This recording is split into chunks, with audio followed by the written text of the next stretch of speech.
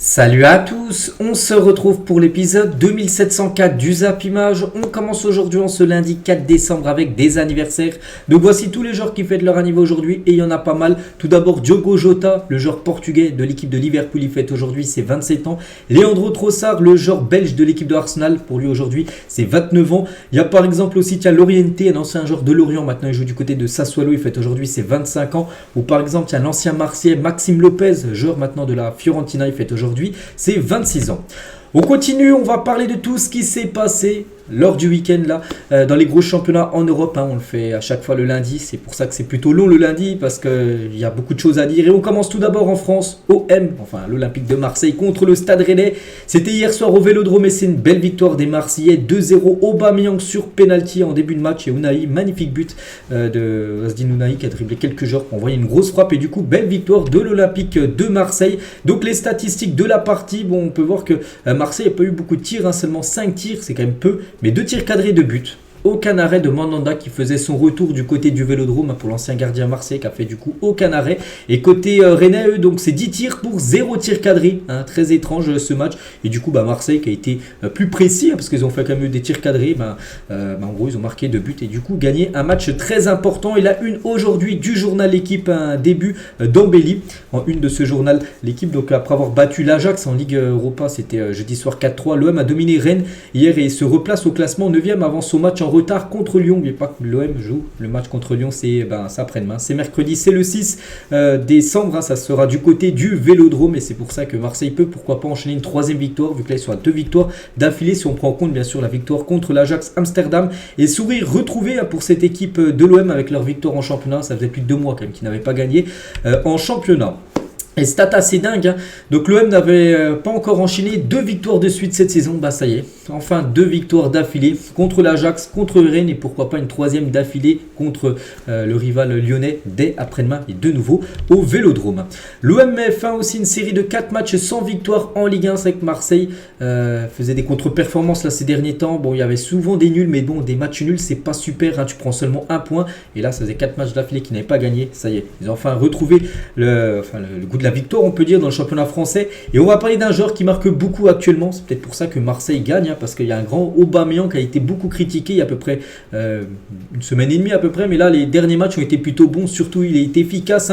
Donc Aubameyang est appliqué de 9 buts sur ses 8 dernières titularisations avec l'Olympique de Marseille et surtout sur ses 2 derniers matchs, 4 buts pour lui, un triplé contre l'Ajax Amsterdam et un but hier contre l'équipe de Rennes, pas mal. Après sur ses 4 buts c'est vrai qu'il a marqué 3 pénaltys, mais les pénaltys il faut les marquer. Il a tout marqué lors des pénaltys qu'il a eu à tirer lors des 2 derniers matchs. Et du coup, ça fait un triplé pour lui sur pénalty et un but. En plus, là, c'est un magnifique but, bien sûr, le retour acrobatique qu'il a marqué jeudi en Coupe d'Europe. On va parler cette fois-ci d'Azzedine Ounahi et Amine Harit. Il a marqué Azzedine Ounahi.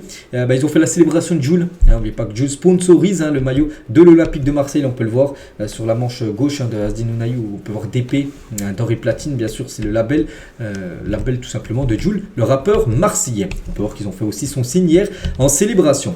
On va parler de Kondogbia, gros match de sa part, le milieu Marseille, une note de 7 sur 10 par rapport à sa performance. Et du côté de Rennes les gars, où à la dérive une note de 2, il avait vécu vraiment un match catastrophique. Donc déjà c'est lui qui fait la faute sur le penalty en début de rencontre. Je crois que c'est je sais même plus c'est qui est, il a fait la faute sur quel joueur marseillais et aussi il prend un carton rouge. Donc il n'a pas vraiment été bon, même plutôt nul, même très nul, c'est pour ça qu'il a mérité une note de 2 et rouge direct pour Christopher Wu sur cette faute. Donc il avait déjà concédé le péno un peu plus tôt dans le match. Donc voilà, grosse faute sur Kondogbia et du coup ça lui a valu rouge. La même chose aussi pour l'OM, ils ont pris aussi un rouge par Iliman Ndiaye, grosse semelle. Il n'a même pas essayé de voir avec l'arbitre s'il y avait moyen. Non, il est directement parti au vestiaire parce qu'il savait que ça coûtait rouge. Regardez, c'est une grosse semelle, il peut lui casser tout simplement la cheville. Donc 2 rouges hier lors de cette rencontre. Donc le premier rouge ça a été Wu à la 61e minute de jeu et 7 minutes après c'est Ndiaye qui a pris le rouge cette fois-ci côté Olympique de Marseille. Et pour revenir sur les rouges pour le Stade Rennais, donc ils ont écopé quand même de 4 cartons rouges sur ces 6 derniers matchs. C'est quand même beaucoup pour cette équipe rennaise. On se souvient aussi qu'ils avaient pris un rouge lors d'un match contre l'équipe de Lyon. C'était avant la trêve internationale qu'il y a eu il y a quelques jours et du coup ils avaient perdu le match. Donc voilà, ils font trop de grosses fautes puis du coup ils jouent souvent avec un joueur en moins et bien sûr c'est beaucoup plus compliqué. Et on finit les gars ce match, les infos sur ce match hier. Donc les supporters marseillais rendent hommage à Maxime, un supporter nantais tué avant-hier, avant Nantes-Nice. On va parler de ce qui s'est passé les gars. Donc c'est pour ça que j'ai eu un petit message des supporters de l'OM. Repose en paix Maxime, parce que lors du match samedi soir entre Nantes et Nice, on a appris un terrible drame. Donc le supporter nantais poignardé par un chauffeur VTC avant Nantes-Nice est mort des suites de ses blessures. Toutes nos pensées vont à sa famille et à ses proches. Donc c'était avant le match, parce que le gros match samedi soir en Ligue 1 c'était Nantes qui recevait Nice. Et avant le coup d'envoi les gars, dans les rues, juste à côté de la Beaujoire, il y a quelqu'un qui est décédé. Pourtant il allait voir le match. Donc on ne sait pas trop ce qui s'est passé. Bon, on sait qu'il s'est fait poignarder par un chauffeur VTC. Ce chauffeur VTC a été placé en garde à vue. Je pense qu'il est toujours actuel.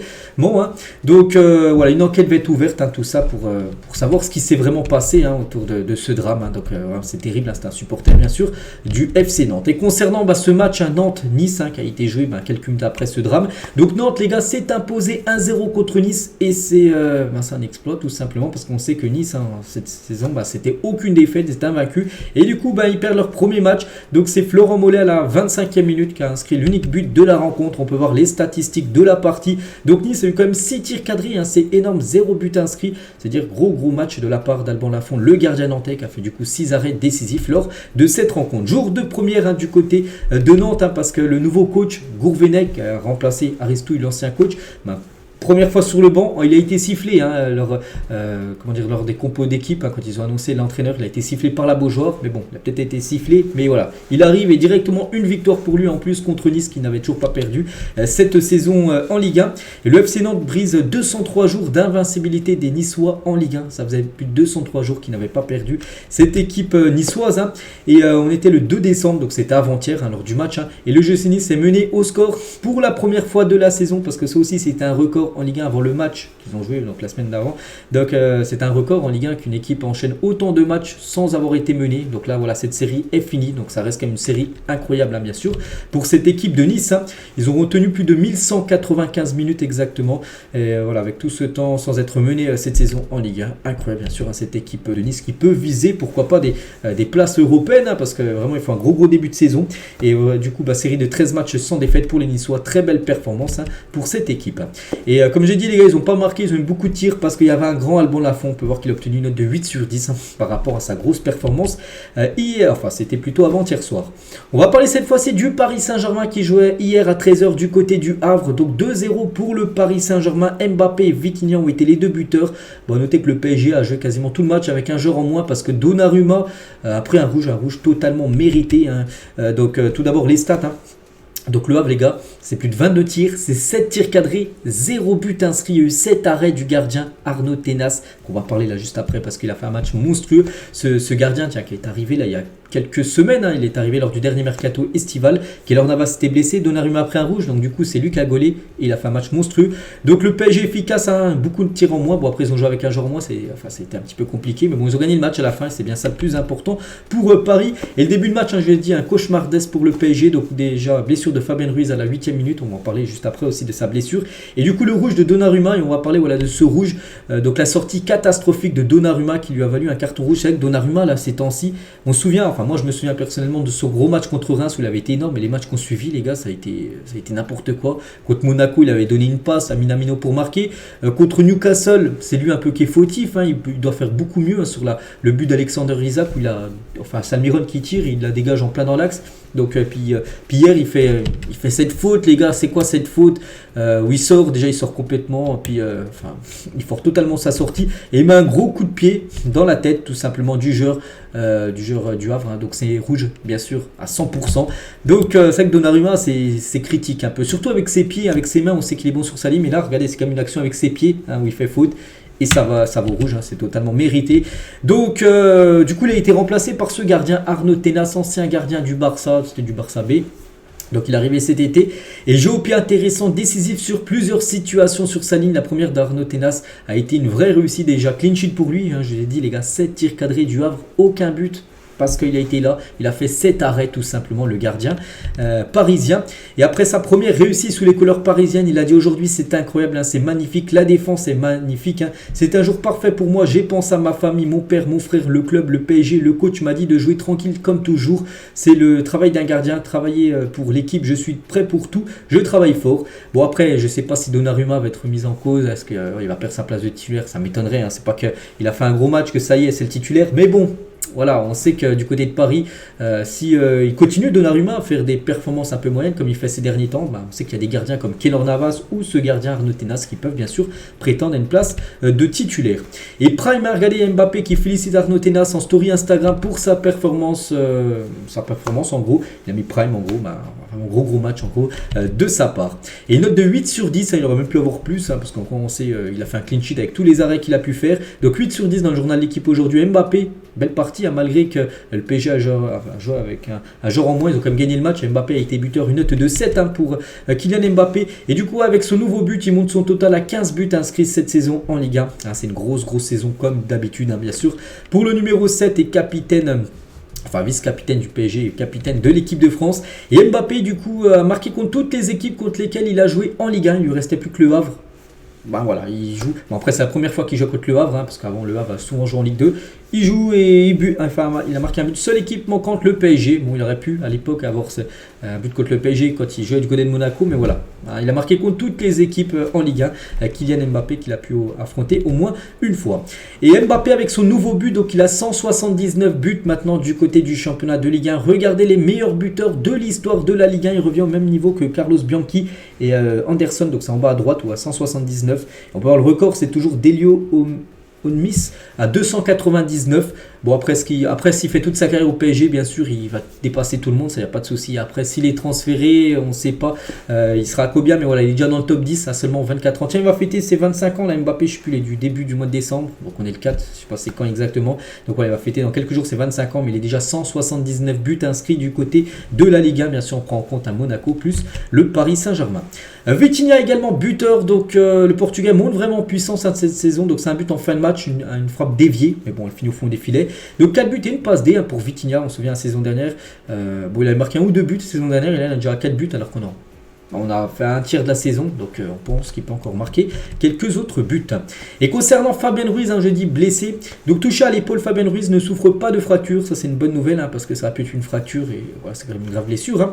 Donc en fonction de l'évolution de sa blessure, le PSG pourrait recruter un milieu au mercato hivernal. Sa durée d'indisponibilité est inconnue pour le moment, mais voilà, le PSG les gars pense à recruter un milieu de terrain, parce qu'il y a Warren Zaïre qui est blessé, il y a Fabien Ruiz aussi qui est blessé, on ne sait pas pendant combien de temps, imaginez un autre milieu se blesse, un Ugarte se blesse, et là voilà, c'est un gros problème. C'est pour ça que le PSG devrait aller chercher un milieu de terrain lors du mercato hivernal qui commence dans exactement à peu près 25 jours à peu près. Bon, ce sera le 1er janvier en gros qui commence ce mercato cet hiver. Et les joueurs du PSG dédient leur victoire à Fabien Ruiz à sortie sur blessure. C'est pour ça qu'ils ont fait une photo ensemble et montré le numéro 8, le numéro tout simplement de Fabien Ruiz qui est sorti sur blessure. Et toujours avec cette équipe parisienne, regardez la défense aussi inédite du PSG contre le Havre. Donc l'arrière droit Hakimi, bon ça c'est pas trop une surprise, mais défenseur central droit Danilo, défenseur central gauche Mukele et arrière gauche Carlos Soler. Donc voilà, une défense un peu à part Hakimi, les autres c'est pas trop leur place, mais bon ils ont tous fait leur match les gars. Et voilà, en plus le PSG a quand même fait un clean sheet. Alors que le PSG a joué avec un joueur en moins tout le match, enfin une bonne partie du match. Et ça c'est fait 7 victoires de suite en Ligue 1 pour le PSG hein, qui prend maintenant 4 points d'avance sur Nice, vu que Nice en plus a perdu, le PSG a gagné. Voilà, le PSG, on se souvient début de saison ça a été compliqué avec des nuls, tout ça. Puis là depuis les gars c'est que des victoires quand même pour le Paris Saint-Germain. Et pour finir les gars sur ce match, hein, le parquage des supporters parisiens rend hommage aussi aux supporters nantais qui a été tué avant-hier, on en a parlé tout à l'heure. Donc Maxime repose en paix, il y a aussi ces banderoles là dans le parquage parisien hier. On continue les gars, il y avait un match entre Lens et Lyon, c'était samedi à 17h et c'est Lens qui s'est imposé 3-2 contre les Lyonnais, donc Saïd buteur et Frankowski doublé contre un doublé de O'Brien, défenseur irlandais du côté de l'Olympique lyonnais. Donc Lyon a gêné, hein. J'ai pas vu le match mais j'ai regardé le résumé et j'ai vu vraiment une belle équipe lyonnaise malgré la défaite. Elle aurait pu au moins peut-être prendre un nul, enfin le match nul. Regardez les stats les gars, c'est pareil, 7 tirs cadrés pour les deux équipes, c'est pour ça que le nul aurait été plus logique que cette défaite lyonnaise. C'est vrai que c'est plutôt encourageant on va dire pour Lyon, hein, parce qu'on sait que Lyon vit un début de saison catastrophique. Mais bon voilà, ça reste quand même une victoire pour l'équipe de Lens. Et toujours pas de relance parce que malgré que Lyon a fait une plutôt bonne partie, on montre un beau visage, c'est quand même une défaite. Et 3 jours après la lourde défaite, bon ça c'est contre Arsenal, donc Lens qui a pris un 6-0, donc là ils ont su réagir avec une défaite, enfin une victoire, désolé, contre l'équipe lyonnaise. Et Lyon, les gars, n'a gagné aucun de ses 7 derniers matchs lorsque Clément Turpin était l'arbitre, 2 nuls et 5 défaites quand c'est Turpin au sifflet. Là ça a été Turpin lors du match, samedi, qui était le référé, l'arbitre de la rencontre. Et Jacob Ryan, doublé pour le défenseur central irlandais, est le meilleur buteur de l'Olympique Lyonnais cette saison avec Alexandre Lacazette. Il avait été buteur, je me souviens aussi, lors du match contre Rennes où ça avait été une victoire 1-0. Il a marqué un doublé. Je crois qu'il a 3 buts cette saison. Donc voilà, il a les mêmes stats par rapport à Alexandre Lacazette. Actuellement, enfin les deux sont co-meilleurs buteurs du côté de Lyon, c'est quand même peu bien sûr quand on voit seulement 3 buts inscrits pour ces deux-là. Et Lacazette qui joue avec un collier, donc l'arbitre de la rencontre lui a demandé de sortir pour l'enlever. Heureusement qu'il n'y avait pas le carton blanc qui devrait rentrer en vigueur là très prochainement parce qu'il aurait certainement pris un blanc. T'as pas le droit de jouer avec des bijoux lors d'une rencontre. Et côté Lensois, donc Lens on est désormais à 9 matchs de suite sans défaite en Ligue 1. On se souvient aussi, ils avaient commencé très mal le début de la saison de Ligue 1 avec pas mal de défaites et depuis ça va bien mieux. Regardez, bon, il y a seulement 3 nuls mais surtout beaucoup de victoires et du coup il remonte très fort au classement. Je crois qu'il avait été aux alentours de la 6ème place, cette équipe lensoise qui était quasiment dernier avant-dernier au bout de 3 ou 4 journées de Liga. On continue, on va parler de Lille contre le FC Metz et le LOSC s'est imposé 2-0. Yazessi et Jonathan David ont été les deux buteurs, 2 buts inscrits dans le temps additionnel de la première période, 45+1 et 45+5, un but sur pénalty pour David, donc parfait pour Lille, donc 16 tirs, 6 tirs cadrés, 2 buts. Donc côté Messin les gars, c'est 7 tirs, c'est 4 tirs cadrés et c'est 0 but, surtout qu'ils ont eu quand même 2 pénaltys comme cette équipe de Metz. Et du coup Chevalier protège la citadelle parce que Lucas Chevalier, qui a pisté par le PSG, vient de sortir 2 pénaltys dans le même match face au FC Metz, donc incroyable. Il a fait 2 arrêts sur pénalty, sinon peut-être ça aurait fini à 2 partout. Donc 2 arrêts et Lucas Chevalier il est énorme dans ce système-là, d'arrêter des pénaltys en gros, parce qu'il a stoppé 3 des 5 pénaltys qu'il a subis en Ligue 1 cette saison. Donc 60% des pénaltys qu'il a eu, il les a arrêtés cette saison en Ligue 1, qu'il a eu à faire. C'est pas mal comme ratio quand même pour un gardien d'avoir arrêté autant de pénaltys. On va parler de Jonathan David, donc il a été buteur sur pénalty, mais avant les gars, il a eu une énorme occasion. Il a manqué cette occasion en première période où il est tout seul, il n'a plus qu'à la pousser au fond et il n'a pas marqué sur cette action. Bon, il a marqué, je dis, après sur pénalty.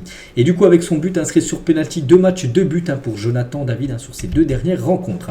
Et toujours sur ce match, les gars, il y avait l'opération peluche, où les supporters lillois étaient invités, pour ceux qui voulaient, de venir avec des peluches et les jeter sur la pelouse. C'était à la mi-temps et pour après que ces peluches soient lavées puis après redistribuées aux enfants malades dans les hôpitaux. Donc voilà le beau geste bien sûr des supporters lillois hier lors de cette rencontre. On continue les gars, il y avait Brest contre Clermont et Brest 3-0, ils se sont imposés. Donc surtout le gros match de Del Castillo, auteur d'un doublé ce joueur. Donc tout d'abord les stats, faveur totale des Brestois, 7 tirs cadrés, 3 buts. C'est totalement logique leur victoire. Et Romain Del Castillo, doublé pour lui, nous sort la saison de sa vie, 13 matchs, 5 buts et 3 passes D pour ce joueur qui a marqué un doublé contre Clermont. Il avait marqué également un doublé contre Lens il y a quelques semaines. Donc félicitations bien sûr à ce joueur tellement sous-coté. Monaco contre Montpellier et Monaco s'est imposé 2-0. Minamino et Ben Yedder ont été les 2 buteurs côté AS Monaco. 27 tirs, 9 tirs cadrés pour Monaco, 2 buts. Le score aurait pu être beaucoup plus lourd, mais bon, ça fait les affaires des Monégasques. Toulouse contre Lorient, 1 partout. Donc Dalinga, premier buteur du match, 72e. Égalisation de Dieng à la 91e minute de jeu pour l'équipe de Lorient. On peut voir les stats de la partie. Et ce nul passe pas du tout du côté de Toulouse. Donc le président Damien Comolli est tombé sur tout le monde après l'égalisation de Lorient et le nul du TFC aujourd'hui. N'oubliez pas qu'ils se sont fait égaliser à la 91e minute l'équipe de Toulouse. Donc cassure entre le groupe et le coach. Carles Martinez, le coach. C'est que le vestiaire est en feu, peut-on lire sur lesviolets.com, un site qui relaie les infos concernant Toulouse, que c'est très chaud actuellement, c'est quasiment la crise actuellement du côté du TFC, malgré que ça se passe plutôt bien en Europa League. En Ligue 1, c'est une catastrophe cette saison, l'équipe de Toulouse. Et Dalinga qui a commencé sur le banc, il ne sait même pas pourquoi il a commencé sur le banc. Je suis très frustré d'avoir commencé sur le banc. Je me demande pourquoi. Quand je rentre, je me dois d'être professionnel et de marquer. C'est ce que j'ai fait. Il est rentré en jeu 3 minutes après, il a été buteur. Il menait 1-0 à Toulouse grâce à lui. Je ne peux pas faire grand chose de plus. On en parlera en interne, pas à la télé. Donc voilà ce qu'il a pu dire à la fin du match. Il n'a pas compris en gros pourquoi il était sur le banc. C'est vrai, quand on voit son début de saison, normalement c'est un titulaire indiscutable du côté de l'équipe de Toulouse. Du coup, tous les résultats, donc j'ai déjà parlé de Reims-Strasbourg, c'était une victoire de Reims. On a parlé samedi vu que le match avait lieu vendredi, sinon je parlais de tous les autres matchs, les meilleurs joueurs. Donc Chevalier, Ça aurait pu être Arnaud Tenas, aussi le gardien du PSG. Mais Chevalier, les gars, 2 arrêts sur péno. Il est dedans. Hakimi, Danilo, Frankowski, doublé. Je sais pas, tiens, Del Castillo également doublé. Lesmelou, gros match. Minamino, buteur ou Mbappé. Et bien sûr, figure aussi dans cette équipe type de la Ligue 1 de cette 14e journée du championnat. Meilleur buteur de Ligue 1. Donc là, le creux, bien sûr, avec Mbappé, 15 buts. Puis après, on descend à Adams, 7 buts marqués. Puis après, il y a Ben Yedder, tiens, qui a été buteur ce week-end. Ou même Minamino, qui est également dans ce classement. Et pour finir, le classement, cette fois-ci, de la Ligue 1 des équipes. Donc le PSG, bonne opération vu que ils ont gagné alors que Nice a perdu. Donc 33 points, 4 points d'avance sur Nice. Donc Monaco avec sa victoire revient 2 points de l'OGC Nice. Saint-Lille avec sa victoire revient 1 point de Monaco. Donc Lens, que j'ai dit qui était dernier ou avant-dernier au bout de 3 ou 4 matchs de Ligue 1, maintenant ils sont 6e. Marseille avec sa victoire 9e. Et Marseille, les gars, s'ils gagnent par exemple leur match en retard contre Lyon, ils auront 20 points. Ils vont remonter à la 8e place. Ils seront plus qu'à 1 point de Brest, un 7e. Donc c'est pour ça que ça sera très important de l'OM de s'imposer. Après-demain, Lyon, toujours bon dernier de la Ligue 1 avec déjà 6 points de retard sur Strasbourg, le premier non relégable de ce classement. On passe rapidement à la Ligue 2. Donc voici tous les résultats du week-end en Ligue 2. Donc par exemple, Bordeaux s'est incliné 1-0 contre 3. La JOCR s'est imposé 3-2 contre Quevilly. Saint-Etienne s'est incliné contre Amiens. Et le leader Laval, le nul contre l'équipe de Grenoble là partout. Et du coup, le classement, donc Laval reste en tête devant Angers, Auxerre, Grenoble et l'équipe de Pau. On passe cette fois-ci à la première ligue. On commence avec ce gros match hier. J'ai un peu regardé le match entre Manchester City et Tottenham. 3-3. Donc Hugminson contre son camp. Phil Foden, Grealish, buteur côté City. Et buteur côté Tottenham, Hugminson. Lo Celso et Kulusevski. Du coup, ça s'est fini avec un match nul. Donc les stats de la partie. Donc plus de 18 tirs, 4 tirs cadrés pour City et 3 buts inscrits efficaces. Bon, Tottenham est également efficace. 4 tirs cadrés, 3 buts et seulement 2 arrêts, un arrêt de chaque gardien. Sinon, toutes les frappes cadrées, ça a fini au fond des filets. C'est pour ça qu'il y a eu quand même pas mal de buts, 6 buts.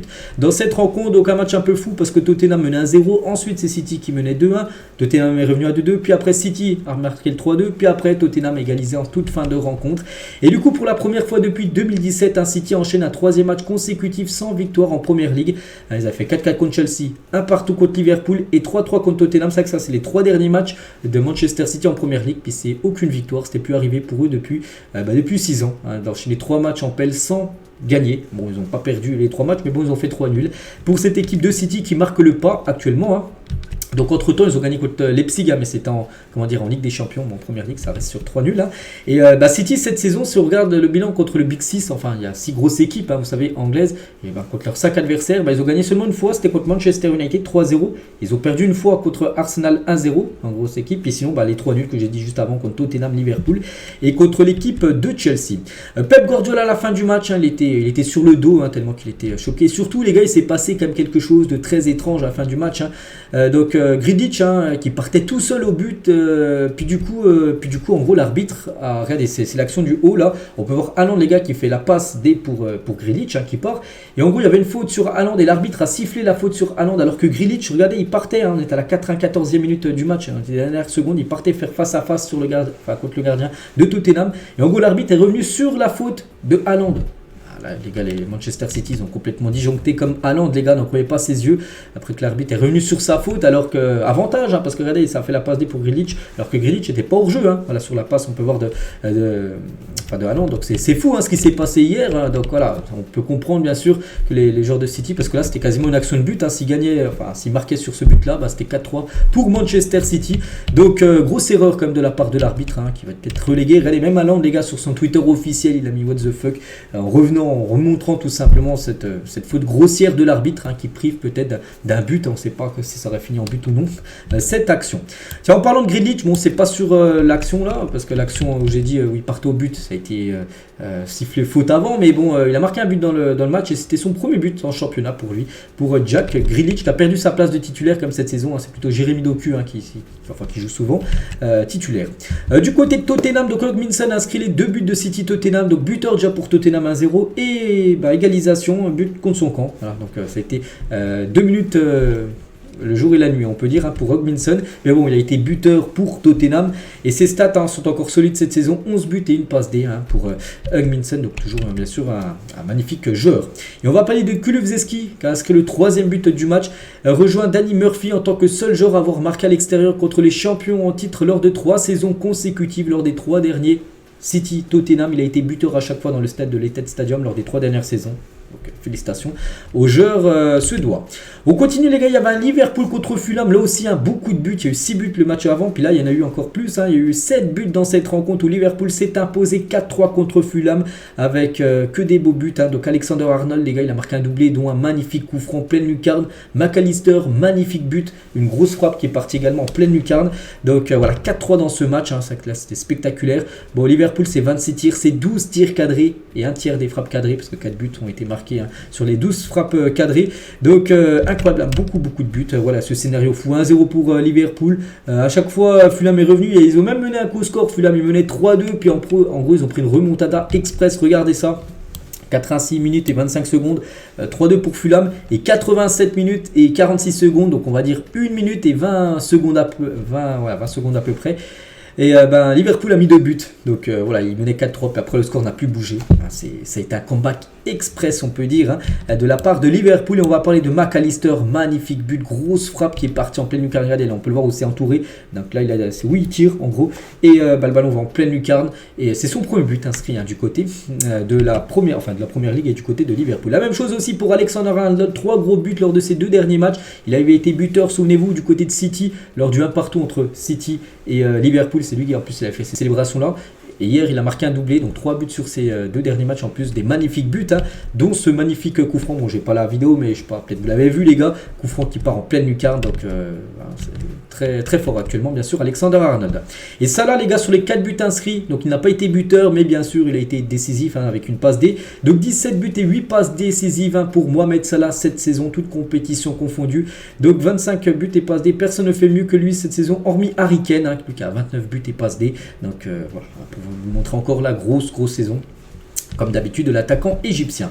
Nouvelle coiffure pour Darwin Nunez, les gars. Donc, regardez, on a pu le voir hier lors de cette rencontre. Nouvelle coupe de cheveux avec 2 petites tresses pour l'attaquant uruguayen. On continue avec Arsenal qui joue contre Wolverhampton et Arsenal s'est imposé 2-1. Saka et Odegaard ont été les 2 buteurs côté Gunners contre un but de Cunha côté Wolverhampton. Donc, félicitations à Arsenal après le 6-0 passé à Lens. Là, il enchaîne avec une victoire 2-1 cette fois-ci contre Wolverhampton.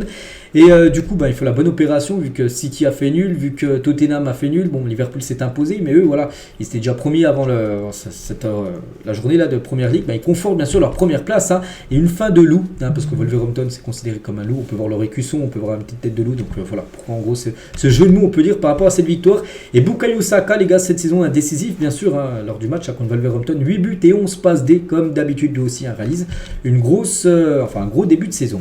Newcastle contre Manchester United, 1-0 pour Newcastle. Gordon, l'unique buteur de la rencontre. Donc les stats de la partie, 22 tirs, 4 tirs cadrés pour Newcastle, 1 but. Donc Manchester trop peu précis, 8 tirs, une frappe cadrée seulement pour Manchester. Donc logiquement Manchester United s'est incliné et Manchester United perd contre Newcastle 3 fois de suite, toute compétition confondue, pour la première fois depuis 1922, depuis en gros 101 ans tout simplement. Manchester n'avait pas enchaîné 3 défaites d'affilée, toute compétition confondue contre cette équipe, ça faisait plus de 100 ans. Voilà en gros cette stat, donc incroyable bien sûr. Manchester, pour montrer que là ça va pas, c'est simple. Et Gordon tient buteur lors du match, le 1-0. Donc sur ces 3, lors des 3 derniers matchs, on peut voir à chaque fois buteur contre Arsenal, contre Chelsea, contre Manchester. Il marque des buts et surtout contre des grands clubs, le joueur Anthony Gordon.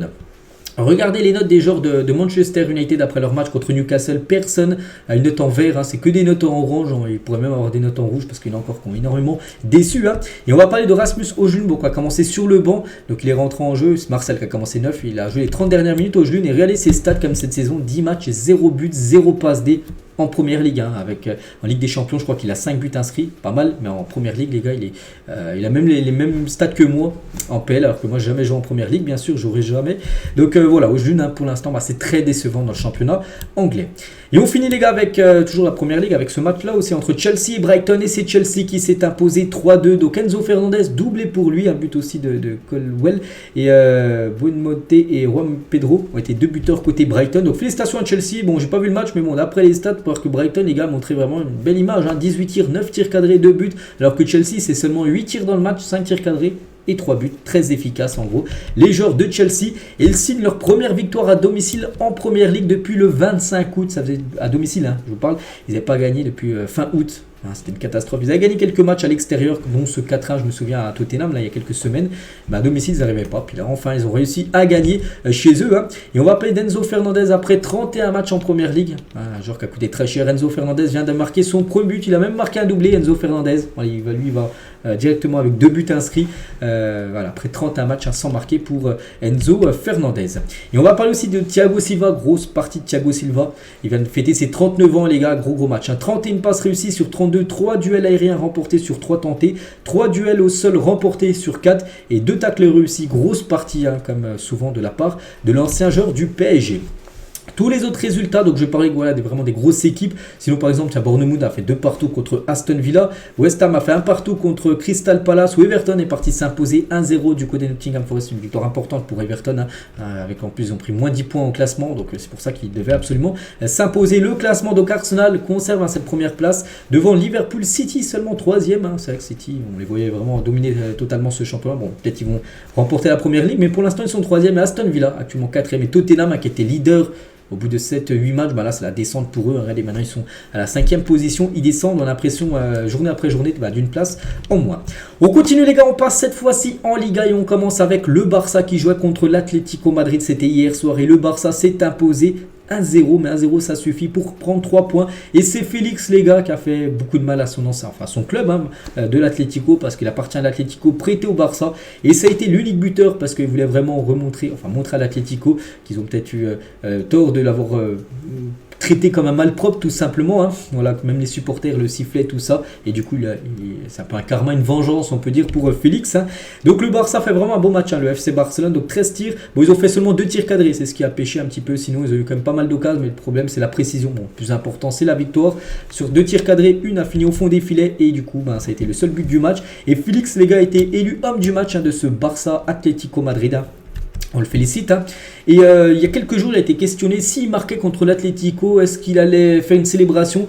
Du coup, il a dit je verrai pendant le match. Il se tâtait, il verra. Puis en gros, lui, il a fait une célébration. Regardez cette célébration qu'il a fait. Il est monté sur le panneau publicitaire pour faire cette célébration devant le COP des supporters du FC Barcelone. Et Félix, il a dit je m'entends très bien avec presque tous mes anciens coéquipiers de l'Atlético Madrid. Ils savent que je n'ai aucun problème avec eux. Je n'ai pas croisé Diego Simeone. C'était plutôt avec le coach qu'il a des problèmes, parce que Diego Simeone, c'est lui qui ne le convainquait plus en match, ou quand il convoquait, il le mettait sur le banc. Et du coup, il a une bonne relation avec ses anciens collègues, les joueurs, mais avec l'entraîneur peut-être un peu moins.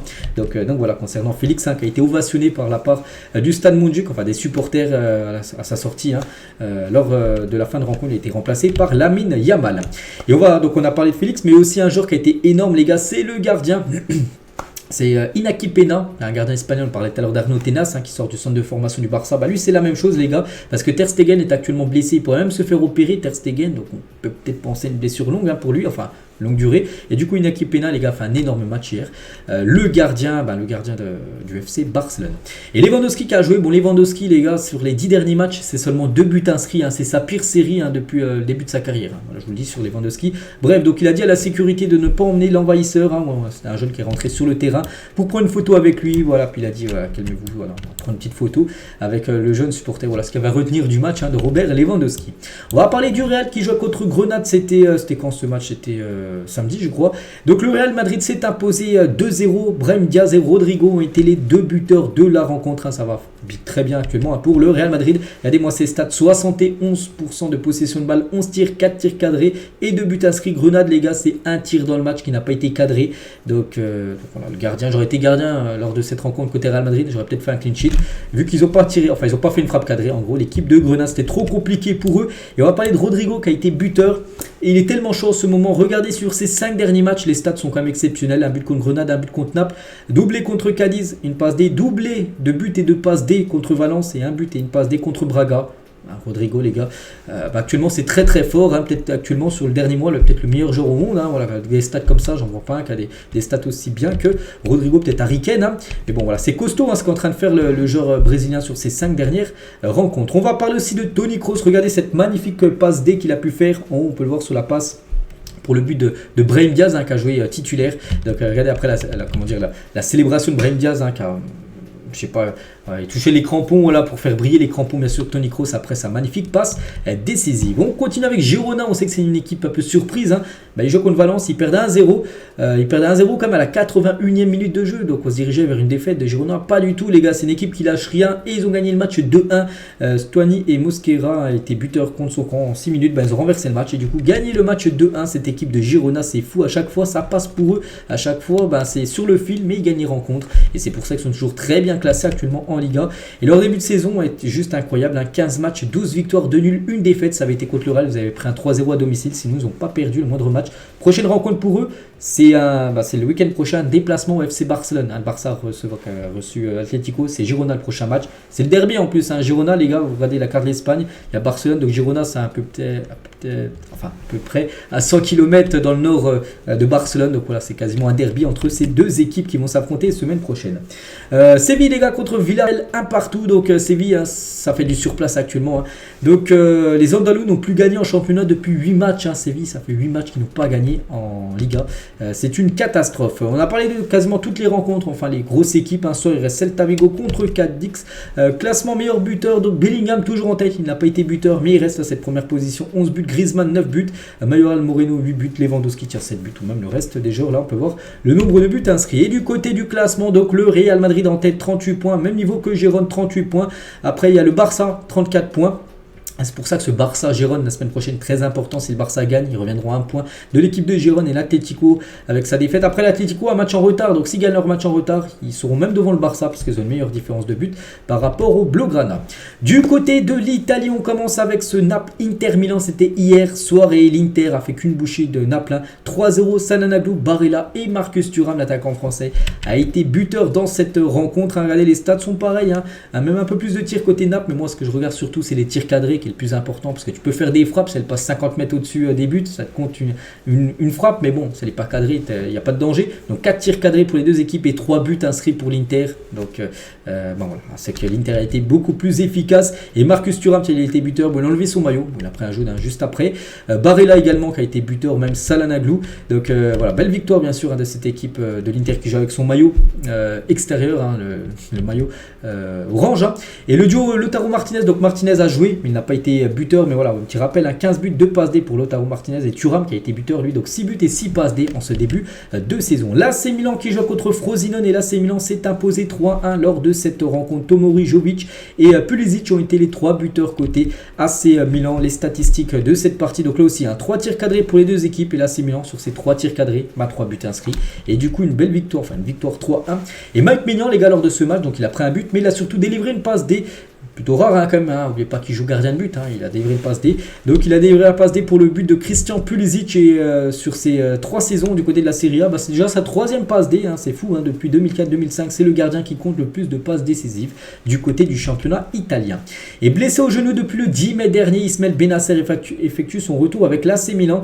C'était aussi l'événement, les gars, le retour de Bennacer qui est rentré en jeu à la 79e minute à peu près. Donc il était blessé, on se souvient, avant les matchs importants, je crois que c'était avant la demi-finale contre l'équipe de l'Inter de la Ligue des Champions, je vous parle, la saison dernière. Et du coup, on l'a revu sur le terrain. Ça, c'est une bonne nouvelle aussi pour l'Algérie, parce que la CAN, les gars, démarre dans à peu près un mois et une semaine. Dybala, les gars, Dybala, buteur et passeur D lors de cette victoire de l'AS Roma du côté de Sassuolo. Donc Dybala et Christensen ont été les 2 buteurs de la rencontre. Donc les statistiques, bien sûr, en faveur de l'AS Roma. 7 tirs cadrés pour 2 buts inscrits pour les Romains. La Fiorentina s'est imposée 3-0 contre la Salernitana. 22 tirs, 9 tirs cadrés pour la Fiorentina. Encore même pu marquer encore plus de buts.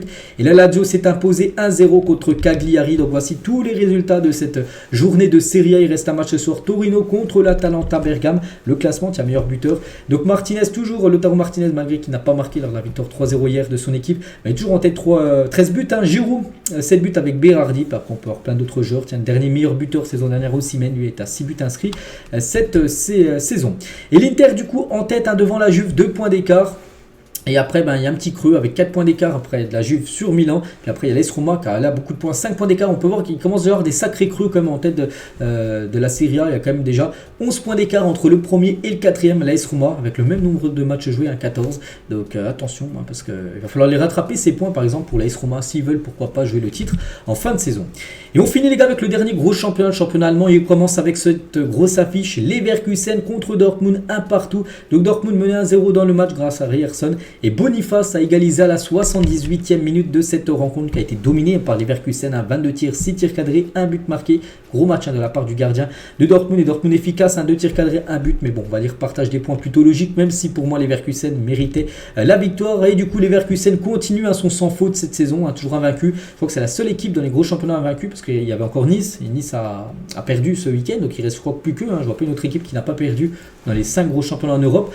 Donc Leverkusen, c'est 20 matchs, c'est 18 victoires, 2 nuls, contre le Bayern et contre Dortmund, les deux grosses équipes allemandes. 0 défaite, 65 buts inscrits, 15 buts encaissés.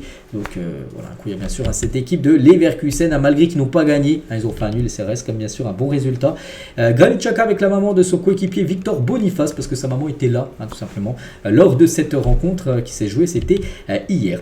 Leipzig joue contre Heidenheim, victoire de Leipzig 2-1 lors de cette rencontre. 8 tirs cadrés pour Leipzig, 2 buts inscrits. Au Stuttgart s'est imposé 2-0 contre le Werder de Brême. Et à noter que côté Stuttgart, Guirassy buteur pour Stuttgart, son 16e but en 11 matchs. On sait que le meilleur buteur en Allemagne, c'est Harry Kane, bien sûr. Et lui, il est deuxième meilleur buteur avec 16 buts inscrits en 11 matchs. N'oubliez pas qu'il a loupé quelques matchs parce qu'il avait été blessé là il y a quelques semaines. Guirassy. Sinon, tous les autres résultats, on n'a pas parlé du Bayern parce qu'il devait jouer samedi. Le match a été reporté à cause de tempête de neige. Du coup, le match est reporté à une date ultérieure. Du coup, sinon, on a parlé de toutes les grosses équipes, bien sûr, du côté de l'Allemagne. Et Leverkusen en tête devant le Bayern Munich. Bon, après, le Bayern a un match en retard contre Union Berlin. J'ai dit, s'ils gagnent le match en retard, ils seront même devant Leverkusen par rapport à différence de but. Donc, Stuttgart 3e, puis après il y a Leipzig avec 26 points, la 4e position. Et on finit les gars, on va parler des 5 gros championnats, on finit juste avec cette rencontre. C'était samedi après-midi, c'était la finale de la Coupe du Monde U17 entre l'Allemagne et la France. Et score final 2 partout, ça s'est joué au tir au but et c'est fou, la France, on est nul, au tir au but. Et de nouveau, on s'est incliné lors d'une séance de tir au but. 4-3 contre les Allemands et encore raté tout simplement comme lors de l'Euro de la même catégorie parce que là c'était la Coupe du Monde U17 qui s'est jouée là novembre-décembre, mais il y a eu l'Euro il y a quelques mois, c'était je sais plus, c'était au mois d'avril-mai, je sais plus exactement, mais il y a eu l'Euro et finale pareil, Allemagne-France, défaite de la France en finale contre les Allemands au tir au but. C'est pas possible les gars. Donc Coupe du Monde, défaite contre l'Allemagne en finale, donc c'est samedi. L'Euro, défaite contre l'Allemagne en finale. Puis même les autres catégories, que ce soit la Coupe du Monde féminine, là contre l'Australie en quart de finale, il y a quelques mois là, défaite en tir au but. Contre l'Argentine, tiens, ça va bientôt faire un an, dans 14 jours, on sera un an jour pour jour de cette finale perdue contre l'Argentine, défaite au tir au but. L'Euro 2021, défaite au tir au but contre les Suisses en 8e. L'Euro U19 en 2019, défaite contre l'Espagne en demi-finale au tir au but. C'est plus possible les gars de perdre autant de titres, on peut dire. Le plus marquant bien sûr reste la Coupe du Monde 2022 bien évidemment, mais c'est pas possible les gars. Donc Jean-Luc Vanucci, l'entraîneur de l'équipe de France U17, sur la défaite de son équipe au tir au but, il a dit c'est encore une histoire de loterie, on a beau les travailler, c'est difficile, ils pensent encore que c'est la loterie. Non, il faut rentrer dans la tête des autres. Pourquoi on perd autant? Il faut qu'on soit meilleur dans ce rôle là parce qu'on n'est pas bon, on est nul. Pour eux, pour Deschamps c'est la loterie, pour lui c'est encore la loterie. Non, il faut arrêter de penser que c'est la loterie, il faut les travailler. Même s'il les travaille, il faut aussi, dans la tête, je sais pas, il faut travailler avec sa tête aussi lors des séances de pénalty, d'être meilleur, parce que c'est pas possible. Pourtant, tu as quand même le meilleur gardien de la Coupe du Monde, parce que Paul Harnier, le gardien de l'équipe de France, a été élu meilleur gardien de la Coupe du Monde. Et voilà, malgré ça, il a été pas décevant, mais bon, voilà, on a perdu lors de la finale au tir au but, alors que c'est surtout le gardien qui doit bien sûr être meilleur que l'autre gardien. Le meilleur joueur les gars de cette Coupe du Monde U17, c'est Paris Brunner, qui est un joueur de la Mannschaft. N'oubliez pas que l'Allemagne a gagné cette Coupe du Monde, c'est la première fois qu'ils gagnent, ils n'avaient jamais gagné cette Coupe du Monde U17. La France avait gagné, je ne sais plus combien d'années, je crois que l'équipe la plus titrée, je crois que c'est Nigeria qui en a gagné quelques fois quand même cette Coupe du Monde U17. Donc voilà quelques photos des joueurs allemands après leur titre. Et à noter les gars que le Mali qui termine 3e, donc l'Allemagne 1er, France 2e, Mali 3e, donc il termine déjà meilleure attaque, 18 buts. Diarra, joueur le plus décisif de la Coupe du Monde, n'oubliez pas ce joueur les gars, 5 buts et 4 passes D. Quand je vous ai dit tout à l'heure le joueur allemand les gars, avec le trophée du meilleur joueur, ça aurait pu être lui, parce que des stats comme ça c'est exceptionnel quand même. Donc Dira, soulier d'argent, donc deuxième meilleur joueur de la Coupe du Monde, hein, c'est le joueur allemand premier, et Maklou, joueur d'argent. Donc voilà, hein, concernant bien sûr cette Coupe du Monde U17, on finit avec ça. Donc on sera à 43 minutes. Bon, je sais qu'en commentaire, il y en a me dire ouais, c'est super long. Après, c'est tous les lundis. Je sais pas si vous avez remarqué, les lundis, les gars, c'est toujours pareil. Hein, je dépasse toujours les 40 minutes. Et sinon, globalement, à chaque fois, c'est 30 minutes à peu près, les dit. Mais le lundi, c'est toujours long parce que je parle de tout ce qui s'est passé le week-end. Et vous savez qu'il y a toujours beaucoup de football. Allez, moi, je vous laisse. Je vous souhaite une très bonne journée. On se retrouve. Et j'ai même pas encore parlé de tout, hein, parce que j'ai pas encore parlé du tirage au sort comme de l'Euro. J'ai pas parlé aussi du championnat néerlandais ou même portugais ou même turc que je parlerai tout à l'heure dans l'After Zadi. Ah, sinon, les gars, on dépasserait quasiment l'heure de vidéo. Donc voilà, 43 minutes, c'est déjà pas mal. Allez, je vous laisse, les gars. Bonne journée à vous et à plus tard.